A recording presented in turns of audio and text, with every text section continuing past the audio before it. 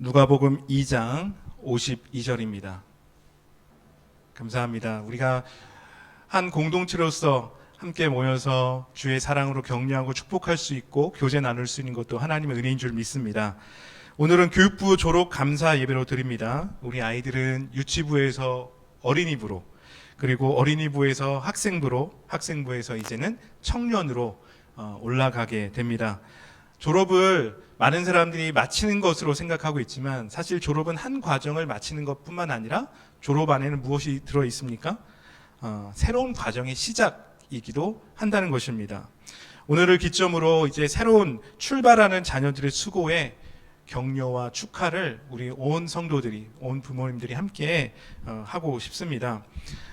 성경에서는 예수님의 어린 시절을 기록함으로써 예수님의 성장 과정을 보여주고 있습니다. 이 모습은 예수님이 진짜 인간이셨다는 것을 우리들에게 말해주고 있습니다. 누가복음 2장 40절 말씀 함께 읽습니다. 아기가 자라며 강하여지고 지혜가 충만하여 하나님의 은혜가 그 위에 있더라. 예수님께서는 태어나셨습니다. 그리고 예수님께서 성장하셔서 오늘 본문은 예수님의 나이가 12살이 되었다라고 이야기하고 있습니다. 12살의 소년이 되었다는 것입니다. 누가복음 2장 42절 말씀 함께 읽습니다. 예수께서 12살 되었을 때에 그들이 이 절기의 관례를 따라 올라갔다가, 오늘 본문은 예수님께서 12살의 한날에 벌어진 사건에 대해서 보여주고 있습니다. 성경은 예수님의 어린 시절을 짧게 기록하고 있는데요. 사복음서 중에서 누가복음에서 유일하게 예수님의 어린 시절을 보여주고 있습니다. 누가복음 2장 52절 말씀도 함께 읽습니다. 함께 읽습니다. 예수는 지혜와 키가 자라가며 하나님과 사람에게 더욱 사랑스러워 가시더라. 오늘 말씀을 보니까 예수님이 자라가면서 지혜와 키가 자라갔다. 그리고 더욱더 하나님과 사람들에게 사랑스러워져 갔다라고 말씀하고 있습니다. 예수님에게도 어린 시절이 있었습니다. 예수님은 단지 하늘에서 뿅 하고 나타나셔서 우리들에게 영웅적인 활동을 보여주시지 않으셨습니다. 우리들에게 어린 추억이 있듯이 예수님에게도 어린 시절의 추억이 있었습니다. 예수님의 어린 시절은 우리들에게 예수님은 누구신가에 대해서 말해주고 있습니다. 그것은 예수님은 진짜 인간이셨다는 것입니다. 여기서 예수님은 누구신가에 대해서 우리가 다시 한번 분명하게 우리의 믿는 바에 대해서 정리하고 넘어가야 한다는 겁니다. 이것을 학원 강사들이 얘기합니다. 밑줄 쫙, 별표 5개라고 이야기를 하죠. 우리가 예수님에 대해서 믿는 바는 무엇입니까? 예수님은 따라합니다. 예수님은 참 하나님이시자 참 인간이십니다. 이 말은 예수님은 신성과 인성, 이 두 가지를 가지고 계신 분이라는 것입니다. 이것이 우리가 믿는 신앙의 고백이라는 거죠. 뉴시티 교리문답 21문 21번째 질문은 이렇게 우리들에게 묻고 있습니다. 함께 읽어보겠습니다. 우리가 하나님께 다시 인도되려면 어떠한 구속자가 필요합니까? 이렇게 우리들에게 묻고 있어요. 근데 그것의 대답이 무엇입니까? 자, 함께 읽어보겠습니다. 참 인간이자 참 하나님인 구속자가 필요합니다. 왜 우리들에게 왜 구속자는 참 인간이 되어야 하겠습니까? 구속자 안에는 우리의 연약함, 우리 인간이 가지고 있는 그 연약함을 동정할 수 있기 때문입니다. 여기서 이 부분이 너무나도 우리들에게 중요한 부분인데요. 구속자는 인간의 연약함을 공감하신다. 이 사실입니다. 여러분 놀랍지 않습니까? 하나님이 인간이 되었다는 사실도 우리들에게 너무나도 놀라운데, 하나님이 신인 인간을 공감하고 이해한다라고 말하고 있습니다. 하나님께서 우리를 공감하신다는 것을 보여주고 있는 한 가지 모습은 뭐냐면 예수님의 어린 시절의 성장의 모습 이야기라는 겁니다. 사람은 누구나 성장을 합니다. 사람이 성장한다고 했을 때 무엇이 가장 먼저 떠오르십니까? 그것은 키겠죠. 키요. 그렇죠? 예. 제가 누누이 말씀드리지만 저는 저희 집에서 가장 큽니다. 늘 저희 어머니는 저를 보시면서 내가 많이 키웠어 라고 저를 보시면서 기뻐하시죠. 사람들이 한다라고 했을 때 보여주는 것은 키를 하나 보여주고 있습니다. 또 하나는 무엇입니까? 나이죠. 이제 2020년이 넘어가면 다들 플러스 1이 됩니다. 나이일 것입니다.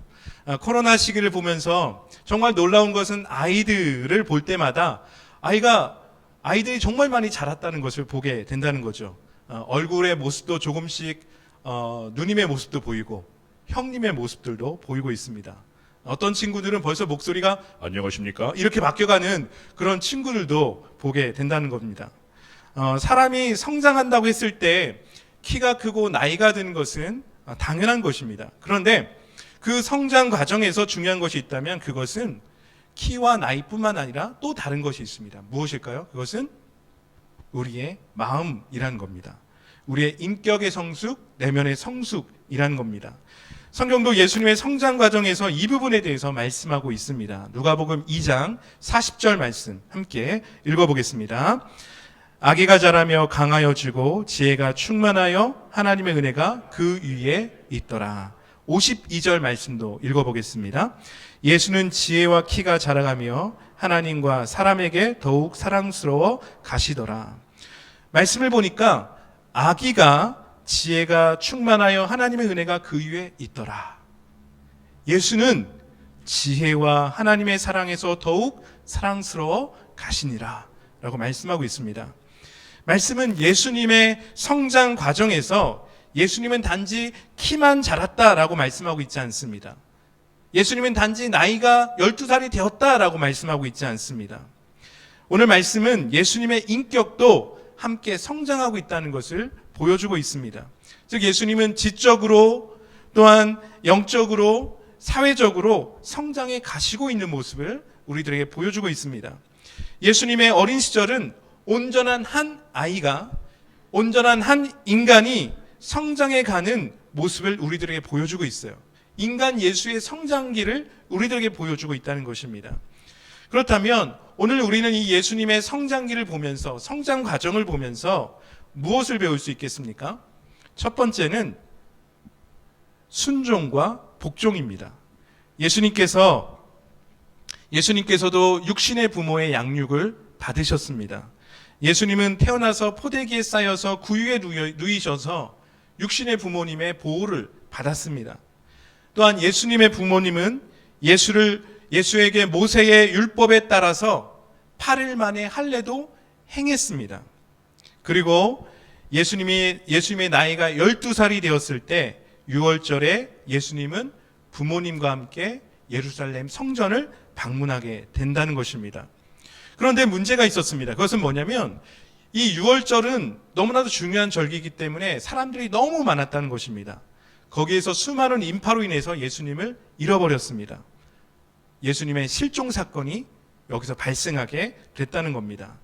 6월절이라는 것은 유대인들에게 너무나도 중요한 절기입니다.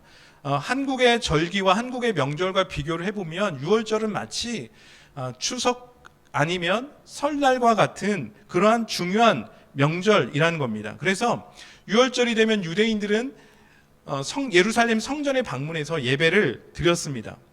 그러니까 이날은 너무나 중요한 명절이었기 때문에 성전에는 사람들이 너무나도 많았습니다. 그래서 예수와 그 부모가 함께 명절을 지키고서 이제 집으로 돌아가려고 하는데 예수의 부모가 깜짝 놀랐습니다. 어떤 사건이 벌어졌습니까? 예수가 실종된 거예요. 예수가 없어진 겁니다. 예수가 어디 갔지? 다급하게 예수를 찾기 시작합니다. 찾다가 어디까지 가게 되냐면 친척집에 가게 됩니다. 혹시 예수 본 적 없어요? 그러면서 예루살렘 거리를 돌아다니면서 혹시 예수야 어딨니? 라고 예수님을 찾으면서 다녔습니다. 얼마나 사람들이 많았으면 이 아이를 잃어버릴 정도로 정신없는 그런 상황들이 있었겠습니까? 제가 어릴 적 이야기인데 아마도 어른들은 많이 공감하실 것 같습니다. 추석 명절에 제 아버지께서 저를 데리고 시골에 내려가는 일이 있었습니다. 그 당시는 어떠했냐면 기차표와 버스표를 구하는 것이 정말 어려웠어요. 기차역에 가도 표가 없고요. 버스 터미널에 가도 표가 없었습니다. 제가 기억하는 장면은 뭐냐면 사람들이 입석이라고 하잖아요. 예, 그 버스에 꽉꽉 차가지고 사람들이 출발하는 모습을 봤습니다. 그리고 기차도 역시 마찬가지로 사람들이 꽉꽉 차서 정말 이렇게 그 난간 있잖아요. 입구까지도 사람들이 들어가 있고 심지어 화장실까지도 사람들이 들어가 있는 것을 제가 목격한 적이 있었습니다. 그래서 기차나 버스를 보면서 앉을 자리도 없는 그런 모습을 보았죠. 그때 저희 아버지께서 저에게 한마디 하셨습니다. 아빠 손 꼭 잡아라. 아니면 잃어버린다. 마음 단디아리. 예, 그렇게 말씀하셨죠. 참고로 저희 아버지는 충청도 분이십니다. 예. 예수님도 마찬가지이십니다.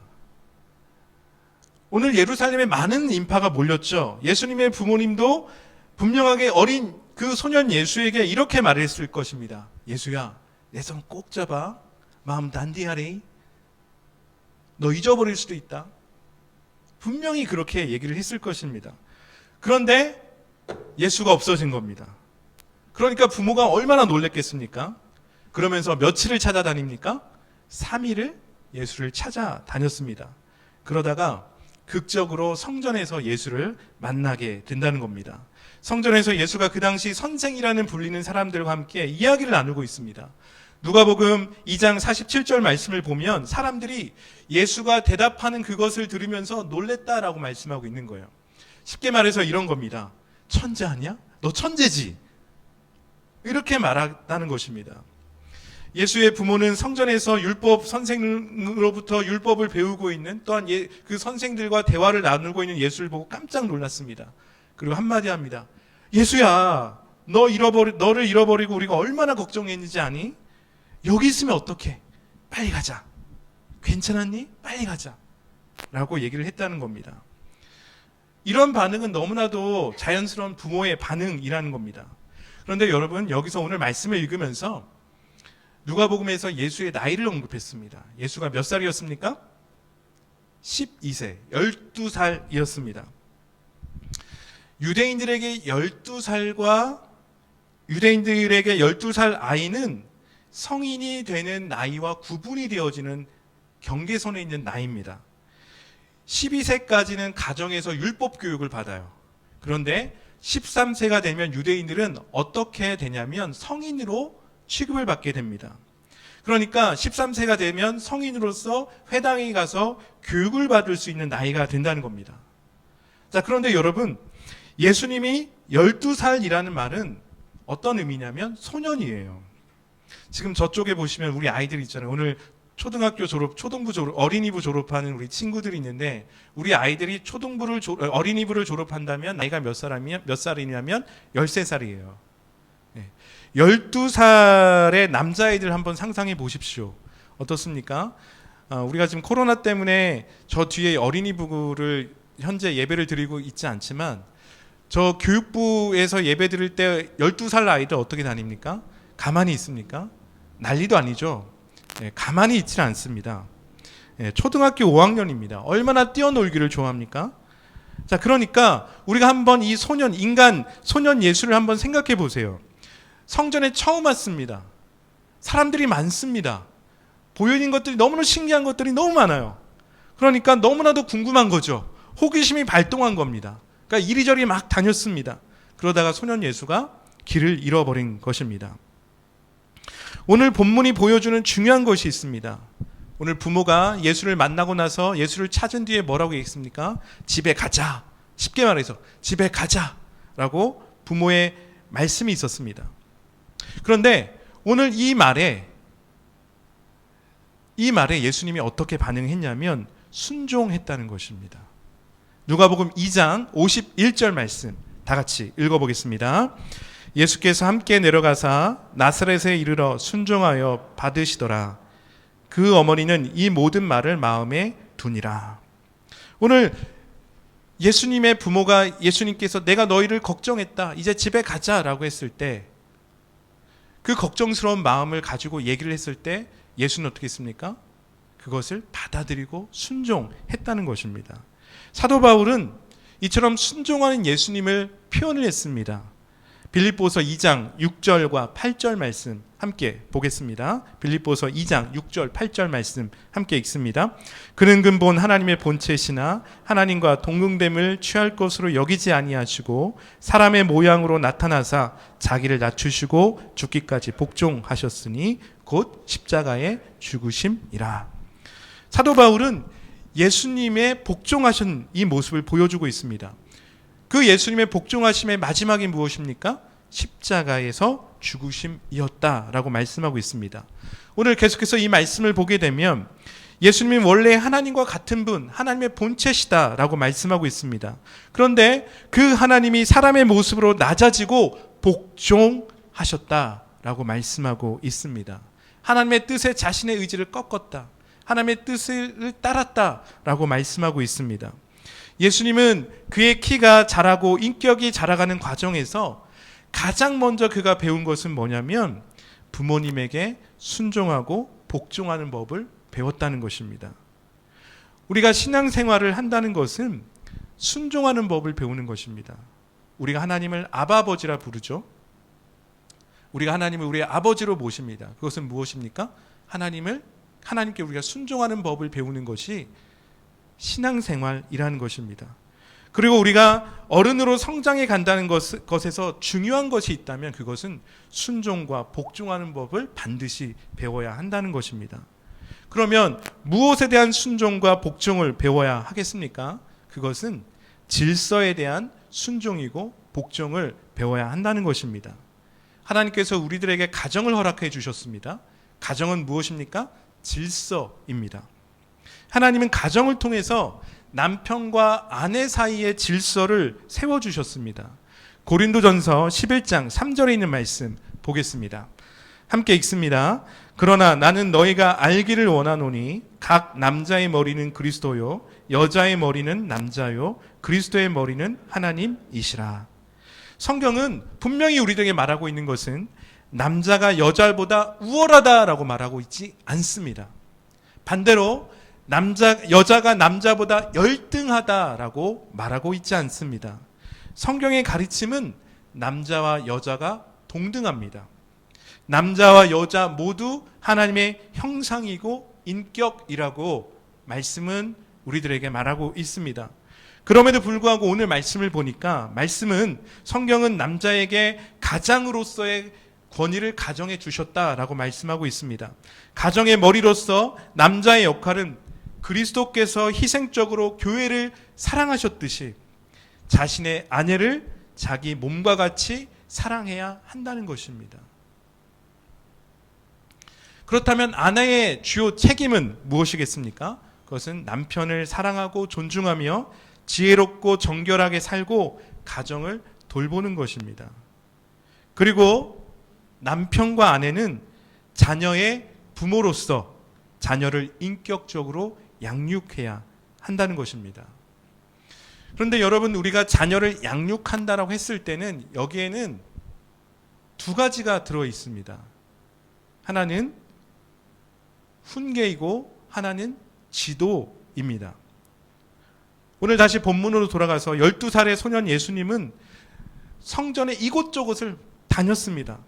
예수님은 성전에서 선생님들과 대화하고 질문하고 공부를 하고 있었습니다. 그런데 오늘 말씀은 재미난 게 뭐냐면요, 예수님의 부모가 예수를 훈계하고 지도했다는 것을 보여주고 있습니다. 누가복음 2장 48절입니다. 다 같이 읽어보겠습니다. 그의 부모가 놀라보고 그의 어머니는 이르되 아이야 어찌하여 우리에게 이렇게 하였느냐, 보라 내 아버지와 내가 근심하여 너를 찾았노라. 쉽게 말하면 이것입니다. 얘야, 이게 무슨 일이야? 아버지하고 내가 너를 얼마나 찾느라고 돌아다니고 걱정했는지 아느니? 이야기예요. 12살의 소년 예수는 갑자기 사라져버렸습니다. 그래서 그 소년 예수를 잃어버린 부모는 어떻게 했습니까? 마음에 근심을 가졌습니다. 예수의 부모는 예수를 만나고 나서 예수가 무엇을 잘못했는지에 대해서 훈계하고 있습니다. 그런데 재미난 것은 오늘 말씀에서 아까도 읽었지만 무엇입니까? 예수님께서는 그 부모님의 훈계를 훈계에 순종했다라고 말씀은 보여주고 있습니다. 예수님은 부모님의 훈계를 받아들이고 부모님의 말씀에 순종했습니다. 우리가 키가 크고 얼굴이 예뻐지고 멋있어지는 것, 성장의 한 가지 모습입니다. 그런데 우리는 이렇게 몸만 성장하지 않습니다. 우리 몸이 성장하면서 키가 자라면서 우리들에게 또 한 가지 자라는 것, 아까 무엇이라고 했습니까? 인격의 성숙이라고 얘기를 했습니다. 그렇다면 우리의 인격이 어떻게 성숙합니까? 그것은 가정에서 부모의 권위에 순종하는 법을 배우는 것입니다. 그리고 부모님이 가르쳐주는 말씀에 순종하고 복종하는 법을 배우는 것입니다. 때로는 우리 친구들 이런 생각 들잖아요. 부모님 말씀하는 것에 반기를 들고 싶죠. 반항하고 싶을 때가 있습니다. 충분히 이해합니다. 왜냐하면 여러분은 인격이기 때문입니다. 그런데 지금 우리 자녀의 나이대에, 여러분의 나이대에 권위에 순종하는 법을 배우고 질서에 따르는 삶을 배운다라면 여러분은 정말 놀라운 삶의 유익을 발견하게 될 것입니다.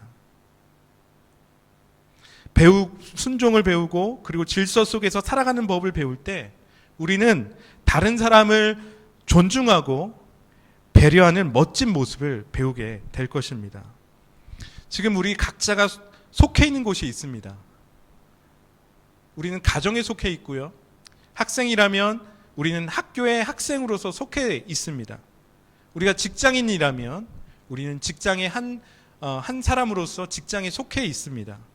우리가 성도로서 한 교회 공동체에 속해 있습니다.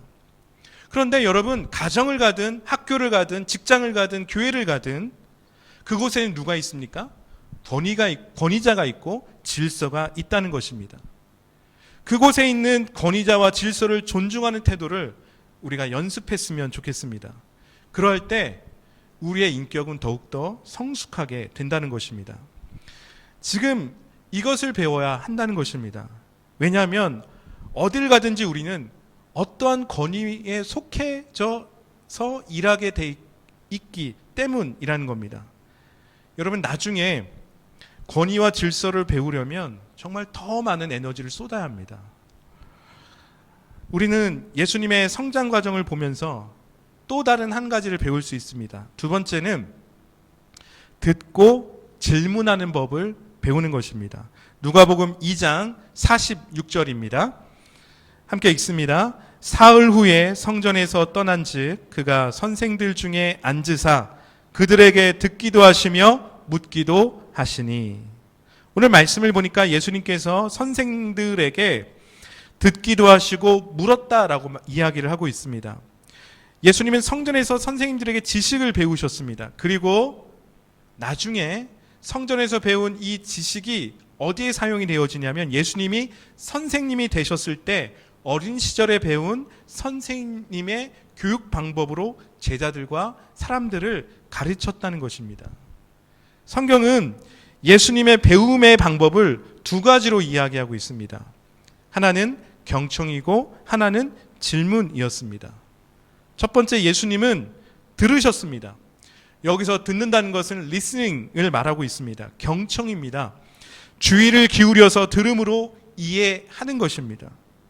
듣는다는 것은 단지 소리가 들리기 때문에 그것을 듣는 것이기도 하지만 여기서 듣는다는 것은 단지 소리를 듣는 것을 말하고 있지 않습니다. 경청이라는 것은 받아쓰기가 아닙니다. 경청이라는 것은 말하는 사람의 말 속에 들어있는 마음을 이해하는 것입니다. 말하는 사람의 그 말 속에 들어있는 그 말을 받아들이는 것입니다. 경청은 그래서 우리의 감각을 사용할 때 더 효과적입니다. 따라해 볼까요? 귀로 듣고 눈으로 읽고 마음에 담는 것이다. 왜 그러냐면 말 속에는 무엇이 들어있습니까? 말 속에는 감정이 들어있기 때문입니다. 말은 무엇을 가지고 있습니까? 리듬을 가지고 있습니다. 말에는 또한 음색의 빠르기가 있습니다. 이것을 음악의 빠르기와 비교해 보면 이렇습니다. 렌토입니다. 어떤 사람은 말을 느리게 말합니다. 아다지오입니다. 어떤 사람은 침착하게 말을 합니다. 안단테입니다. 어떤 사람은 천천히 걷는 빠르기로 말을 하기도 합니다. 알레그리시모입니다. 어떤 사람은 매우 빠르게 말을 합니다. 아지타오입니다. 어떤 사람은 아주 급하게 말을 합니다. 이런 말 속에서 우리는 그 사람의 마음을 느낄 수 있다는 겁니다. 또한 우리는 경청할 때 무엇이 필요합니까? 몸의 움직임을 보아야 한다는 것입니다. 우리가 다 아는 얘기지만 의사소통의 7%가 대화이고 39%가 억양과 대화입니다. 그리고 55%가 무엇입니까? 바디랭귀지, 몸짓으로 이루어졌다고 얘기를 하고 있습니다. 이야기는 소리보다 말보다 중요한 것이 무엇입니까? 몸짓이라는 겁니다. 제스처, 바디 랭귀지라는 겁니다. 그래서 우리가 대화를 할 때 상대방의 눈을 보면서 대화를 하고 상대방의 움직임에도 주의를 기울여 보면 무엇이 느껴집니까? 그 사람의 마음을 느낄 수 있게 된다는 겁니다. 성경에서도 경청에 대해서 다음과 같이 이야기하고 있습니다. 잠언 말씀 보겠습니다. 4장 20절에서 21절에 있는 말씀 보겠습니다. 함께 읽습니다. 내 아들아, 내 말에 주의하며 내가 말하는 것에 내 귀를 기울이라. 그것을 내 눈에서 떠나게 하지 말며 내 마음 속에 지키라. 오늘 솔로몬이 자신의 아들에게 이렇게 권합니다. 아들아, 내가 말하는 것을 내 귀로 들어라. 내 눈에서 떠나지 말게 하고 마음 속에 지켜라. 라고 말하고 있습니다. 오늘 말씀이라는 것은 귀로 듣고, 말씀은 눈으로 읽고 관찰하고 이해하는 것입니다. 그리고 말씀은 어디에 둡니까? 마음에 두는 것입니다. 예수님은 바로 이 듣는 법을 배우셨다는 것입니다. 오늘 말씀을 보니까 예수님은 선생님들의 말에 주의를 기울였다라고 이야기하고 있습니다. 우리는 누군가가 말을 할 때 평가하려고 듣는 경우가 많이 있습니다. 그런데요, 우리가 진정으로 성장하기를 원한다면 평가가 아니라 듣는 연습이 우리들에게 반드시 필요하다는 것입니다.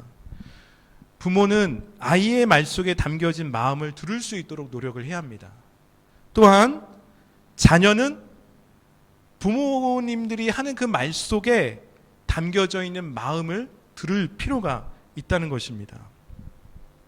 두 번째로 예수님의 그 배움의 방법은 질문이었다는 것입니다. 누가복음 2장 46절입니다. 함께 읽습니다. 사흘 후에 성전에서 만난즉 그가 선생들 중에 앉으사 그들에게 듣기도 하시며 묻기도 하시니 듣는 자가 다 지혜와 대답을 놀랍게 여기더라. 오늘 말씀은 예수님께서 그들에게 듣기도 하시며 묻기도 하셨다라고 말씀하고 있습니다. 예수님은 좋은 질문의 태도를 가지셨습니다. 좋은 질문이 나오기 위해서는 먼저는 경청입니다. 잘 들어야 한다는 것입니다. 두 번째는 무엇입니까? 이러한 좋은 태도를 가지고 있을 때, 듣는 좋은 태도를 가지고 있을 때 선생님들로 하여금 예수에 대한 신뢰를 갖게 했다는 겁니다. 질문과 대답은 커뮤니케이션입니다. 커뮤니케이션은 잘 듣는 모습을 보일 때 서로 간에 믿음이 생기게 되어져 있습니다. 그럴 때 좋은 의사소통이 이루어지게 된다는 것입니다. 여러분 생각해 보세요. 누군가 내 말을 하고 있는데 집중하지 않는다라면 기분이 어떻습니까? 별로 좋지 않아요. 그렇죠? 왜 가끔 엄마 아빠에게 화날 때가 있습니다. 우리 자녀들이. 왜냐하면 나에게 집중해 주지 않는다는 느낌을 받기 때문입니다. 나는 BTS에 대해서 너무나도 진지합니다. 내가 아미가 아니지만 BTS를 너무 사랑합니다. 그런데 그래서 엄마 아빠한테 엄마 아빠 BTS가 말이지 이런 얘기를 합니다. 근데요 엄마 아빠는요 근데 그래서 이렇게 반응한다는 거죠. 그때 자녀가 느끼는 감정은 뭔지 아십니까? 세대 차이가 아닙니다. 세대 차이를 훨씬 뛰어넘은 뭔데 그건 뭐냐면 자신이 이해받지 못한다는 서운함이 마음에 든다는 겁니다. 우리 친구들 맞나요? 네, 네. 정말 자기는 진지하게 얘기를 했는데 엄마 아빠는 그 진지함을 받아주지 않는 거죠. 자신의 진정성이 무시되었다는 느낌이 든다는 겁니다. 우리는요, 소리로서 들리는 말을 다 들을 수 있습니다. 네, 새소리도 들을 수 있고요. 지금 그 스피커에서 나오는 잡음 소리를 우리가 들을 수 있고요. 자동차의 경적 소리도 들을 수 있습니다. 누군가 소곤소곤 이야기하는 것도 우리는 다 들을 수 있습니다. 그런데 문제는 듣긴 듣지만 머릿속에, 우리가 무언가를 들을 때 머릿속에서는요, 내가 원하는 정보만 열심히 편집을 하고 있다는 겁니다. 그러면 나중에 어떻게 되는 줄 아십니까? 상대방의 말을 내 방식대로 해석해 버려요. 마음대로 해석해 버린다는 거죠. 결국에 상대방이 했던 그 말이, 그 마음이 나한테 와닿지 않고 어떻게 되는 겁니까? 왜곡되어지는 경우가 많이 있다는 거죠. 그래서 우리가 얼마나 인간관계 속에서 관계의 어려움들을 겪고 있습니까? 마치 이런 겁니다. 여러분 잘 아시는 문장입니다. 아버지가 방에 들어가신다. 그런데 어떤 사람이 이 문장 이렇게 얘기합니다. 아버지 가방에 들어가신다. 여러분 어떻습니까? 아버지가 방에 들어가신다는데 아버지 가방에 들어가신다. 의미가 완전히 달라지는 겁니다. 그러면 다른 해석이 나오게 되고 다른 행동이 나오게 되어져 있다는 겁니다. 질문을 배우는 것은 너무나도 그래서 중요하다는 겁니다. 예수님이 질문하셨다는 것은 중간중간에 자신이 이해하고 있는 것이 맞는지 확인하셨다는 겁니다. 저기 선생님, 지금 말씀하시는 거 제가 이해한 거 맞습니까? 여러분, 질문은 우리의 생각을 넓혀줍니다. 복잡해져 있는 우리 머릿속의 생각을 정리해주고 있습니다. 1944년 노벨 물리학상을 받은 미국의 이시도어 라비는 질문에 대해서 이렇게 얘기를 했습니다. 전혀 그런 의도는 아니었지만 나를 과학자로 만든 분은 어머님입니다. 자녀가 학교 다녀올 때 브루클린 그 미국의 도시죠. 브루클린에 사는 대부분의 어머님들은 그래서 오늘 무엇을 배웠니? 라고 물었습니다. 하지만 내 어머니는 달랐습니다. 어머니는 늘 이렇게 물었습니다. 오늘은 선생님께 어떠한 좋은 질문을 했니? 바로 이 차이가 나를 과학자로 만들었습니다. 그러니까 라비의 어머니는 그가 끊임없이 호기심을 가질 수 있도록 격려했다는 겁니다. 그리고 질문을 통해서 그의 호기심을 더 구체화되게 만들도록 도와주었다는 겁니다. 그가 스스로 그 질문에 대한 답을 찾을 수 있도록 도와주었다는 겁니다. 우리는 정답을 찾기 위한 질문을 많이 하고 있습니다. 여러분, 오늘부터 우리가 정답을 찾기 위한 질문이 아니라 생각을 넓히기 위한 질문을 했으면 좋겠습니다. 유대인들에게 일종의 율법서로 불리는 탈무드가 있습니다. 탈무드의 각 권에는 각 권마다 아무도 기록하지 않은 여백이 있다라고 합니다.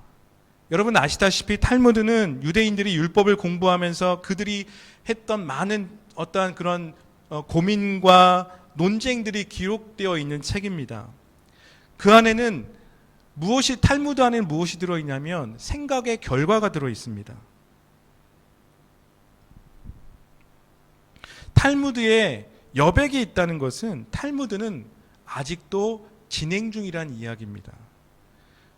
누군가 탈무드를 읽으면 그 여백에 읽는 그 누군가가 그 여백을 채워야 될 책임이 있다는 겁니다. 무엇입니까? 생각입니다.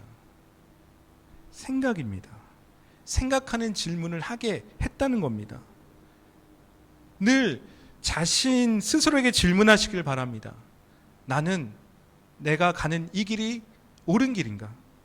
나는 무엇을 알고 무엇을 모르는가? 그럴 때 생각의 폭과 깊이는 넓어지게 되어져 있다는 겁니다. 여러분 신앙생활도 마찬가지입니다. 질문하시길 바랍니다. 늘 자신 스스로에게 말씀을 읽으면서 질문을 던지시길 바랍니다. 그럴 때 우리의 신앙은 더 깊어지게 되어져 있다는 겁니다. 여러분, 교회 공동체는 영적입니다. 맞습니까? 아멘이십니까? 교회 공동체는 영적 공동체입니다. 하지만 교회 공동체는 영적이어야만 하지 않습니다. 믿음은 이성적입니다. 왜냐하면 말씀이 이성적이기 때문입니다. 우리가 말씀을 헬라어로 뭐라고 하죠? 로고스라고 합니다. 로고스는 말한다는 뜻을 가리키는 이성을 말해주고 있습니다. 그런데 성경은 이렇게 얘기하고 있죠. 요한복음을 시작하면서 성경은 이렇게 얘기하고 있습니다. 말씀이 있었다라고 얘기하고 있었습니다. 그 말씀이 로고스입니다. 그러면 그 로고스가 누구를 가리키고 있습니까? 그것은 예수 그리스도입니다. 여러분, 우리가 그리스도인이라고 했을 때 우리는 누구를 믿습니까? 예수 그리스도를 믿습니다. 믿으십니까? 그런데 오늘 성경은 말씀을 로고스라고 하고 로고스가 예수 그리스도라고 얘기를 하고 있습니다. 여러분, 예수를 믿는다는 것은 무엇입니까? 그것은 현실적이고 이성적인 일이라는 겁니다. 우리가 그리스도인이 됐다는 것은 우리는 현실을 아는 사람이고 현실의 삶을 살아가는 사람이고 현실 속에서 살아가도록 부르심을 받은 사람입니다. 이성적으로 생각하는 사고를 가지고 있는 사람들이라는 것입니다. 사랑하는 성도 여러분, 믿음은 지성적인 겁니다. 말씀이 내 안에 거한다는 것은 어떤 의미냐면 말씀이 내 속에서 역사한다는 것은 그 말씀을 내가 생각할 수 있다는 겁니다. 그 말씀을 가지고 내가 고민할 수 있다는 것을 우리들에게 말해주고 있다는 겁니다. 그래서 여러분, 우리가 믿음의 성장이 있기를 원한다면 질문하시기를 바랍니다. 오늘 교육부 감사 예배를 드리면서 제가 오늘 예수님의 그 성장 과정을 살펴보았습니다. 예수님의 어린 시절을 보내면서 질서와 권위를 존중하셨습니다. 그리고 경청하셨고 질문의 훈련을 하셨습니다. 이제 2020년을 마무리하면서 이제 2021년을 맞이하고 있습니다. 여러분, 우리가 예수님의 인격을 닮아가고 싶으십니까? 그렇다면 오늘 예수님의 성장 과정 속에 있는 이 세 가지, 예수님께서는 질서와 권위를 존중하셨고, 예수님께서는 경청하셨고, 예수님께서는 질문하셨습니다. 여러분, 이 세 가지의 연습이 우리들에게 있기를 예수 그리스도의 이름으로 축원합니다. 아멘. 우리 함께 기도하시겠습니다. 하나님, 오늘 우리가 어린아이와 같이 주님 앞에 서 있고 싶습니다. 하나님, 오늘 우리들의 생각을 열어주시기를 원합니다. 우리의 사고를 열어주시기를 원합니다. 우리의 감정을 열어주시길 원합니다. 우리의 지정의를 열어주시길 원합니다. 하나님, 그래서 하나님 우리들에게 허락해 주신 질서와 권위 가운데 순종하는 삶을 살게 하시고, 하나님 우리들에게 주의 말씀을 잘 들을 수 있도록 하여 주시고, 그 말씀을 잘 배워가는 한 명의 그리스도인이 될 수 있도록 인도하시며, 말씀을 가지고 생각하고 말씀을 가지고 고민하고 말씀을 가지고 행하는 삶을 살아갈 수 있도록 주님 인도하여 주셔서, 우리의 삶이 더 날이 지날 때마다, 해가 지날 때마다 우리의 삶이 더 예수님께 가까이 가고 우리의 삶이 더 예수님의 인격을 닮아갈 수 있는 은혜를 허락하여 주시옵소서. 특별히 우리 자녀들 기억하여 주시고, 우리 자녀들이 그 예수님의 성품과 인격을 배워갈 수 있도록 인도하시며, 하나님 모든 가정이 또한 이 코로나 상황 속에서도 건강하고 안전할 수 있도록 주님 지켜보호하여 주옵소서. 모든 것 주께 감사드리며 예수님의 이름으로 기도합니다. 아멘.